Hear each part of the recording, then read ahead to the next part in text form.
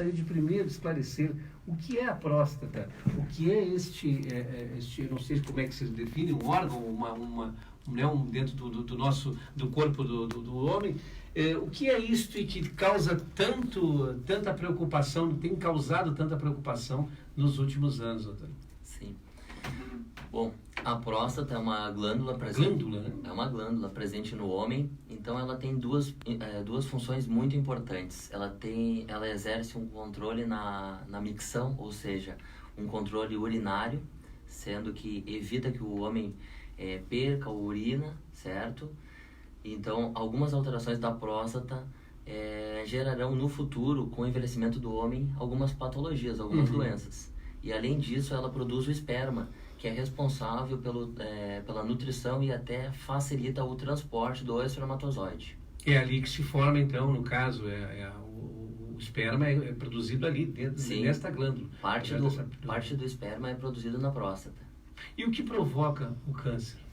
São várias causas. Então, Ele gera comum, porque esse assunto me parece assim que ele de uns anos para cá, lógico, talvez uns 15 anos para cá, é aquele que se tornou frequente, porque não se ouvia muito falar, né, doutor, sobre isso, né? Sim. Era um tabu, mas de uma certa forma. Eu procuro pensar bastante nisso, até quando eu estou, às vezes, no consultório com algum tempo livre, mas, na verdade, o câncer de próstata, ele sempre existiu. Só que hoje nós temos uma população que vive mais. O homem, assim como a mulher, ela vive mais. Então, a incidência do câncer, a tendência é cada vez aumentar. Algumas estatísticas de necrópsia, ou seja, pessoas que após a morte foram avaliadas por necrópsia, foi demonstrado que eles tinham câncer de próstata. Mas nem sempre um câncer de próstata precisa ser operado, ele pode ser acompanhado. Então, por isso que é muito importante uma correta classificação do câncer de próstata baseado em no arsenal diagnóstico que nós dispomos, como ressonância, biópsia de próstata, toque, podendo possibilitar inúmeros tipos de tratamento, sendo simplesmente uma observação trimestral ou até mensal, radioterapia, cirurgia, entre outros tratamentos que existem hoje em dia, certo? Até comentou, né, o porquê do câncer de próstata, o porquê a doença, né? Na verdade, o câncer de próstata tem fatores bastante consagrados já, ele é uma doença que tem forte carga genética. Então, eu gosto sempre de falar para o paciente, quem tem um familiar, por exemplo, de primeiro grau, que teve o câncer de próstata, tem 2 vezes mais de chance de ter. Aí entra a hereditariedade, é isso? Isso, a hereditariedade, a carga genética, a história familiar, certo? Posso ter herdado de um pai, de um tio, de um avô, o problema. Sim, e quando um irmão teve o câncer de próstata, a probabilidade de ter é muito maior, certo? Então, se tu tem um parente de primeiro grau que teve a doença, são 2 vezes mais de chance. Se são 2, já são 6 vezes mais. Boa. Por isso que é tão importante quando se tem algum familiar que teve câncer de próstata, fazer essa investigação precocemente, a partir dos 45 anos de idade. Até acho que, Luciano, nós comentamos sobre isso, né, quando tu esteve aqui no Outubro Rosa, né, com a doutora Delia, né? Isso. A doutora Delia, até falava sobre a atriz, aquela Angelina Jolie, que a mãe e a irmã, me parece que tiveram, né, e aí ela resolveu fazer, né, até foi muito criticada, muito questionada por isso, mas eu acho que ali houve uma prevenção, né, a gente até comentou sobre isso. Então, quer dizer que, de repente, se eu tenho na família um irmão ou mais que teve esse problema, eu tenho que ficar em estado de alerta, então. Com certeza. Além disso, nós temos alguns outros fatores de risco. O paciente obeso, que tem uma vida sedentária, que tem uma dieta inadequada, à base de gorduras em excesso, assim como indivíduos afrodescendentes, ou seja, da raça negra, eles têm uma probabilidade maior de ter essa doença. Doutor, nós somos um estado, né? O senhor é gaúcho, né? Sou gaúcho. Nós estamos num estado em que, quando agora o senhor tocou no assunto gordura, em que a nossa alimentação ela é completamente desregrada, por assim dizer, né? Sim. Eu sou diabético e ontem a minha menina me convidou para comer um hambúrguer e eu me atirei, depois eu fiquei com remorso, tá entendendo? Mas a base de carne, logicamente, queijo, tudo muita coisa gorda. Veio maionese, então, depois eu fiquei com uma tristeza, né, do que eu estava fazendo comigo. Mas nós temos esse problema. A incidência no caso, pode-se dizer que a incidência é maior existe essa peculiaridade em cada estado? O Rio Grande do Sul é assim? Teria uma incidência maior de problemas de câncer de próstata? Sim, isso é bem interessante, porque o Rio Grande do Sul, o povo gaúcho, ele se comporta mais como alguns lugares da Europa, pela imigração. Então, é bem interessante. Eu estava até acompanhando um gráfico da Sociedade Brasileira de Urologia, e nos países da Escandinávia, a Alemanha, certo? Então, Noruega, Suécia, certo? Dinamarca, acho que eu cheguei a comentar, né? A Alemanha, a incidência de câncer de próstata é maior do que em outros países como o Japão. Boa. Daí então a gente pensa assim, qual é a dieta do japonês? Do japonês, peixe. Que gordura que tem o peixe? Pois é. Agora, na Alemanha, é Eisbein, é porco, coisa tudo torresmo. Tudo Então, coisa forte. Tem uma incidência maior, né? Fora outros tipos de câncer, pelos fatores ambientais e os hábitos do indivíduo. Sabemos que o câncer de esôfago, por exemplo, um tipo de câncer que aparece mais no terço médio do esôfago, associado a algumas agressões como a água quente, é muito mais comum no Rio Grande do Sul que em outros lugares. Por quê? Por causa do chimarrão extremamente quente que nós adotamos. A nossa incidência, por exemplo, de câncer de esôfago é comparada a alguns países do Oriente Médio, que eles tomam muito chá quente. Então, os fatores ambientais, os hábitos de vida são muito importantes na incidência do câncer. Doutor, existe, logicamente, um tabu muito grande em relação para tu constatar ou para tu prevenir e buscar essa informação, se tem ou não, né, o câncer de próstata. Como é que está a saúde da próstata? Existe um tabu muito grande em relação a isso. Existem outros exames e qual é como é dizer assim, a eficácia deles, né? Percentual de acerto, dizer assim, não, realmente aqui o resultado é este e pronto. Sim. Esse é um assunto que eu particularmente gosto muito de conversar com os pacientes. Eu acho interessante, porque a gente não tem nenhum marcador que seja dito patognomônico. O que é isso? É um exame que tu pede e fala, pode bater o martelo. Com certeza o paciente tem câncer de próstata. Então, o diagnóstico do câncer de próstata é uma combinação, certo? Então, o PSA é um marcador de alteração prostática. Sangue, É pelo sangue. Então, um PSA alterado não quer dizer que o homem tem um câncer de próstata. Ele pode estar com uma infecção urinária, com um abscesso na próstata, pode ter feito o toque, certo? Então, todos esses dados, aí, tudo que eu falei, altera o PSA, certo? Então, o próprio crescimento, o aumento do volume da próstata que acontece com todos os homens no decorrer da idade, do envelhecimento, ele pode e vai alterar o PSA. Então, o PSA ele não é um dado absoluto. Não é algo que te dê a garantia de que tu...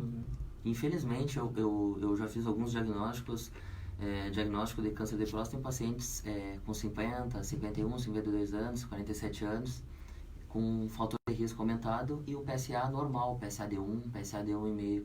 Muitas vezes o paciente pergunta, mas como? Meu PSA é normal?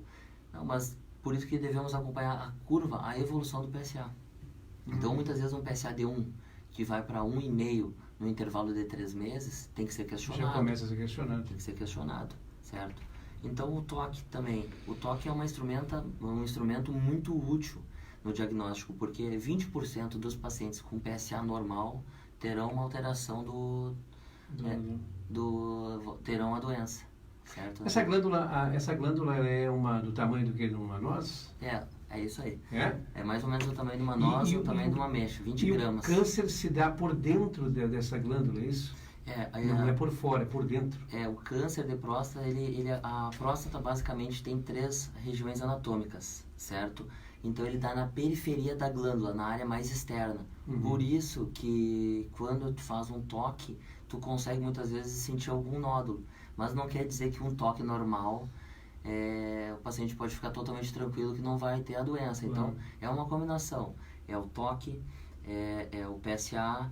Muitas vezes é feita uma ressonância e nem sempre, quando é uma lesão inicial, vai aparecer positivo na ressonância. Há mais ou menos 2 anos atrás, saiu uma reportagem, se eu não me engano, foi na Folha de São Paulo ou no Estadão, falando assim, acabou a indicação de biópsia de próstata porque a ressonância de próstata estava vindo muito forte. Tá? Então saiu um consenso americano, há mais ou menos um ano atrás, da Sociedade Americana de Urologia, que falava o seguinte: não, o exame padrão ouro, ou seja, o melhor exame para diagnóstico do câncer de próstata ainda é a biópsia de próstata. Por quê? Porque ele é o único que dá o diagnóstico patológico, ou seja, tu retira 12 amostras e envia para o patologista, ela analisa e confirma a doença. É a coleta desse material que vai... Sim. Claro que a ressonância é extremamente útil, principalmente assim, ó, tem um paciente, 70 anos, já teve AVC, ele usa anticoagulantes, antiagregantes plaquetários, que o risco de suspender esses medicamentos é muito grande, de ter alguma outra doença. Então, nesses casos, muitas vezes tu começa com uma ressonância de próstata para depois ir para uma biópsia. Muitas vezes tem que internar esse paciente para fazer uma biópsia. Então, a ressonância ela é muito útil e principalmente depois de diagnosticado, até para prever o tipo de cirurgia que tu vai poder fazer para o paciente. Eu tenho uma palavra que agora me fugiu, não sei se eu vou falar corretamente, só me corrija, viu? No câncer, ele comete metástase, que a gente diz, é que ela se alastra, né? Ele toma um outro caminho pelo corpo, é isso, né? Isso. No câncer de próstata, pode acontecer isso? Sim. Começar na próstata e de repente ele tomar outros órgãos? Pode. O câncer de próstata, o mais comum, ele é o adenocarcinoma, tá? Ele 95% dos casos. Geralmente quando a gente fala câncer de próstata, a gente pensa nesse tipo de doença. A metástase mais comum dele, a evolução, é quando os gânglios, os linfonodos aumentam. Então eu sempre explico para o paciente, ele tem às vezes uma dificuldade para entender isso aí. Então eu gosto de falar o seguinte: quando tem uma infecção na garganta e aumenta as glândulas aqui do lado, a íngua, é mais ou menos isso daí. Os linfonodos são uma barreira para a evolução da doença. Então, o câncer de próstata, quando ele está progredindo, quando é uma doença localmente avançada, quando ele tem um Gleason já maior, que é uma classificação da doença, começa aumentando os gânglios que tem ao lado da próstata. E vão aumentando e subindo nesses gânglios que acompanham os vasos sanguíneos, certo? A distância, o primeiro lugar que o câncer de próstata mais comum acomete são os ossos. Então, por isso de investigar precocemente, evitando uma disseminação para os ossos. Agora, tem um tipo de câncer de próstata que mesmo em PSA baixo, ele pode se espalhar. Que é um tipo de tumor que simula, que ele lembra muito o tipo de câncer de pulmão. E esse tipo de câncer, ele envia metástase muito mais rapidamente e para alguns outros órgãos, como pulmões, fígado e cérebro, certo? Ainda bem que ele não é o mais comum e a incidência dele é muito menor. Mas a gente tem que sempre pensar, mesmo um PSA baixo, muitas vezes o paciente chega para mim: eu venho acompanhando PSA com um médico, a minha esposa foi no ginecologista e eu pedi para mim o PSA. Tá errado. Tem que ir no urologista. Um exame não livra o paciente de uma consulta, de uma boa conversa. Muitas vezes o diagnóstico de algumas doenças é feito por um bom exame físico e uma conversa no consultório. Até deixa eu tocar nesse assunto. Existe uma idade, logicamente, que a gente tem que começar a se preocupar. No caso, o urologista, a partir de que idade eu devo fazer uma consulta regular, no caso, uma vez por ano, 2 vezes por ano, consultar? De repente eu tenho lá meus 20, 30 anos de idade, mas não sei em que momento, né, poderia incidir esse problema. Com que idade? E para esse tipo de prevenção, a partir de que idade também se começa a se preocupar com isso, se pensar nisso? Se a gente pensar numa abrangência maior, a primeira consulta com o urologista deve ser no primeiro ano de vida. Por quê? Porque muitas vezes o paciente tem o menino, ele nasce e tem um testículo que não desceu. Então esse testículo que não desceu pode estar no abdômen e ele tem uma incidência maior para tumor de testículo no futuro. Bom, não sabia. Sim. Então tem algumas coisas que tu consegue resolver e deve resolver até o primeiro ano de idade, certo? Então é sempre importante avaliar a implantação de pelos pubianos, o tamanho dos testículos, o tamanho do pênis, o início da adolescência, puberdade, certo? É um acompanhamento que deve ser feito, então, em todas as fases, todas as idades, eu acho que deveria ter... Todas as fases, todas as idades. Agora, se a gente pensar em câncer de próstata, Muitas vezes o paciente vai no consultório queixando, a gente até estava conversando antes, né? O homem se preocupa quando ele está trancando a urina, quando começa a apresentar problema. Quando ele está urinando toda hora, quando ele acorda 4, 5 vezes para urinar, achando que está com câncer. Não, isso não é câncer, isso aí é aumento benigno da próstata, tá? Que muitas vezes é até mais preocupante do que um câncer, porque o homem que está com essa evolução, está com uma alteração da creatinina, ele pode evoluir para uma diálise, entendeu? Então vai diminuir muito a qualidade de vida e o tempo de vida dele. Mas pensando em câncer, quem tem fatores de risco como obesidade, história familiar, afrodescendência, ele deve procurar o urologista a partir dos 45 anos. A partir dos 45 anos. Eu até quero aproveitar que tem uma pergunta de um ouvinte genicida dizendo assim: bom dia, gostaria de saber se sedentarismo pode provocar, né, o câncer de próstata. Ele é um fator de risco, não que ele provoque. Tá? O que provoca o câncer é uma mutação. Uma mutação. Uma mutação. Deixa eu ver se nós temos mais perguntas aqui pelo nosso WhatsApp. Bom dia, podemos fazer uma pergunta ao doutor? Sêmen com sangue, o que pode ser? Quer dizer que seja câncer, não? Né? Não, o câncer de próstata, ele dá sintomas só numa fase muito avançada, geralmente quando está metastático. Claro que sêmen com sangue pode ser um sintoma de câncer de próstata. Quando? Quando o tumor evolui e atinge as vesículas seminais, que são estruturas que concentram o sêmen, que ficam junto da próstata, entre a próstata e o reto. Tá? Então, sim, sêmen com sangue pode ser um sintoma de câncer de próstata, mas pode ser tuberculose em 1% dos casos, pode ser uma alteração da uretra, um trauma de uretra durante a relação sexual, pode ser inúmeras causas. E o sêmen com sangue, isso é importante, eu já atendi vários pacientes com essa queixa. Ele é uma queixa, é uma causa, ele é autolimitado na maior parte das vezes. É uma causa idiopática, que tu investiga, tu faz uma ressonância e tu não vai observar alteração alguma, que muitas vezes depois de 7 dias aquilo cessa. Acaba cessando. O final 2009 está perguntando aqui: bom dia, João, não gostaria de me identificar. Não, fica tranquilo, não precisa mesmo colocar seu nome aqui, não é falar. Mas está perguntando o seguinte: na cirurgia pode ocorrer o risco, pelo que eu entendi que a pessoa está tentando explicar aqui, pode ocorrer o risco de impotência? Sim. Quanto mais tempo o homem demorar para diagnosticar o câncer de próstata, maior é o risco de impotência. Não a cirurgia, mas a demora em tratar o problema. A demora. Né? Deixar bem claro aqui para o ouvinte. Claro. O que determina a técnica basicamente é a mesma, mas tem uma coisa chamada nerve sparing, tá? Um termo bastante consagrado, que é a preservação de nervos prostáticos. Tá? Que a próstata, ela é envolta por como se fosse uma membrana, que é praticamente muito difícil de ser visualizada a olho nu. Então, quando tu faz uma cirurgia, que é um paciente com tumor bem restrito, tumor só de um lado, certo? Quando tem indicação para fazer essa cirurgia, então tu procura preservar essa inervação. Então, muitas vezes o homem vai preservar a potência sexual. Agora, quando é um tumor localmente avançado, a doença está dos dois lados, é um Gleason desfavorável, conforme a classificação, o paciente tem um PSA elevado de 30, 40, 50, não tem indicação para preservar nervo, porque a doença vai ficar ali. Então, qual é o objetivo sempre que tu trata uma doença oncológica, um câncer? É tratar a doença e manter o paciente vivo, em primeiro lugar. Tá? Então, são várias coisas. O paciente que tem um diagnóstico precoce, ele tem 90% a 95% de cura, ele vai ter um resultado pós-operatório melhor, ele vai ter uma linfadenectomia, ou seja, uma retirada de gânglios menor. Então, sempre que tu diagnosticar uma doença precoce, baseado nisso que eu falei, o paciente só vai ter benefício. O ouvinte está perguntando aqui também, o 6824, perguntando assim: bom dia, João, pode voltar, no caso, um câncer de próstata, ele pode retornar? Porque a gente ouve muito falar, né, o câncer de mama, de repente a mulher trata e acaba voltando. Sim. Como aconteceu, acho que foi a doutora Adelia, foi quem comentou que a mãe teve num seio, né, e depois no outro, né? Então, isso pode acontecer, né?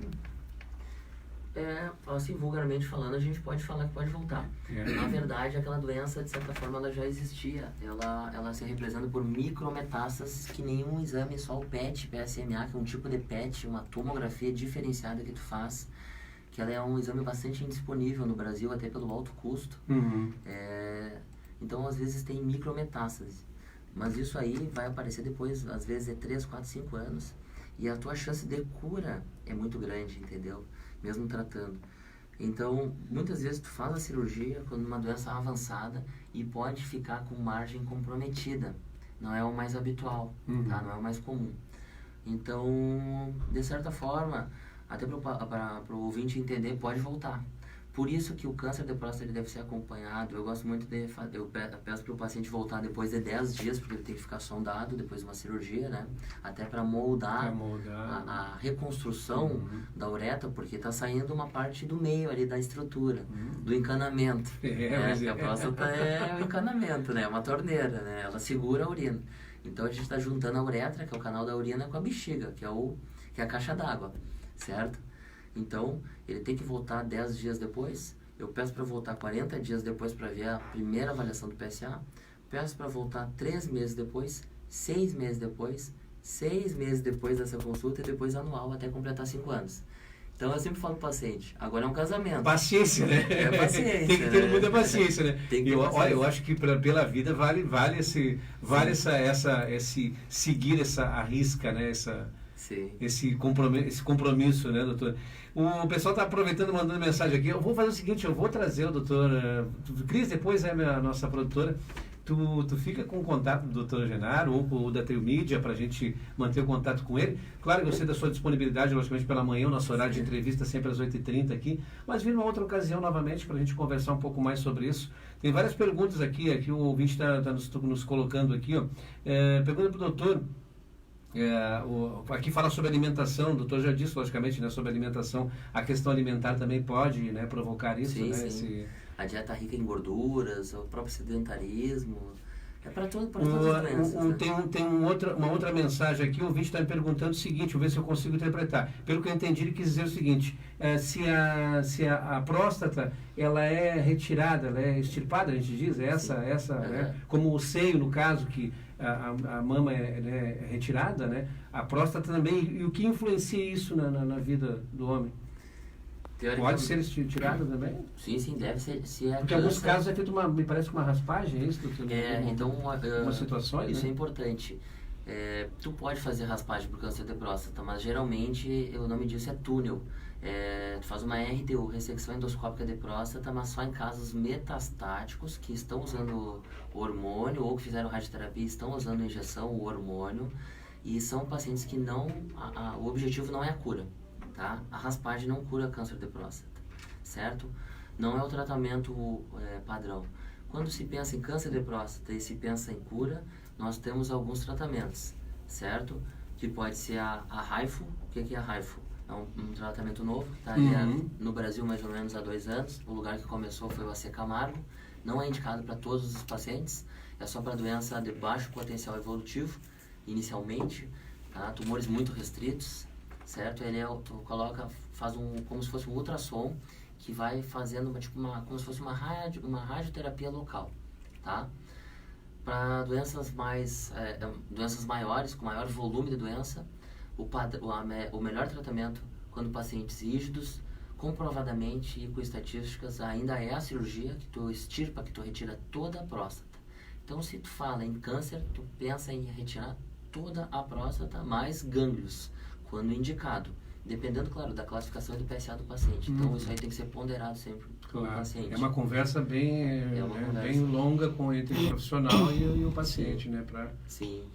E também a radioterapia. Tem paciente que, por exemplo, o paciente que está com câncer de próstata, tem 70 anos de idade, ele tem múltiplas comorbidades e o resultado cirúrgico dele é evidente que não vai ser bom. Muitas vezes uma radioterapia para esse paciente que tem uma expectativa de vida menor vai ter um bom resultado. Então, para pacientes também com expectativa de vida maior, o melhor resultado é ainda a cirurgia de próstata. Tá certo. Doutor Genaro, nosso tempo, né? Somos escravos do tempo aqui. Daqui a pouco o Simonetti entra agora com o Rádio Repórter, na sequência, mais informações. Mas foi um prazer conhecê-lo. Obrigado pela sua presença aqui. E eu até quero falar, para finalizar com a Luciane, alguma atividade que envolve o doutor Genaro nesse mês de novembro, com o Novembro Azul? Vocês estão planejando algumas ações, doutor? Eu posso te dizer assim, João, né? Essa parceria conosco que está começando hoje, né? Estamos abrindo aqui em definitivo, e eu espero, sim, que a gente consiga, né, manter todo o mês de novembro, quem sabe até mais. Algumas palestras, exato, acho que é importante. Como a gente diz, né? A Liga Feminina de Combate ao Câncer, mas nós tratamos todos os tipos de câncer. família, no caso, sim, não tratamos, mas trabalhamos né, que a Liga trabalha, no caso do meu setor, com a prevenção. Então, todos os tipos de câncer. E é bem aquilo, né? Como eu falei ao mês passado, o câncer de mama não acomete apenas em outubro. O outubro é apenas o mês para lembrar, exatamente. O mesmo acontece com a próstata, né? Então, a gente pretende sim, né, tá dando continuidade a essa parceria. Tá certo. Agora, em novembro, vamos voltar a conversar, tá? Antes de fecharmos o mês está começando agora. Obrigado, viu, Luciane? Eu que agradeço. A Luciane Brum, psico-oncologista. Doutor Genaro Trojan, urologista. Obrigado, doutor, mais uma vez, tá certo? Muito obrigado. Obrigado pela presença. Obrigado. Depois a Cris vai ficar com o seu contato para nós, tá? Não sei se é com a Trilmídia ou direto com o amigo, para nós voltarmos a conversar aqui no programa Cidade Aberta. Acho bem importante, bem interessante isso. Lembrando aos nossos ouvintes, logicamente, que não se trata de consulta, viu? Como o Simonetti faz sempre aqui, quando traz profissionais assim, não se trata de consultas, mas sim orientações que a gente pode passar. Marina, bom dia, Marina. Bom dia. Tá acompanhando, a filha está acompanhando, que bom, né? Tá vendo o trabalho que a mãe faz, né, dentro dessa... Ela gosta, ela sempre me Bom dia, Renata, viu? Da Trio Mídia, Renato Cabral, acompanhando aqui o doutor Genaro. Cris, vamos ficando por aqui, é isso? Na sequência, Simonetti vem com o Rádio Repórter. Obrigado, Cris, bom final de semana para ti, viu? Até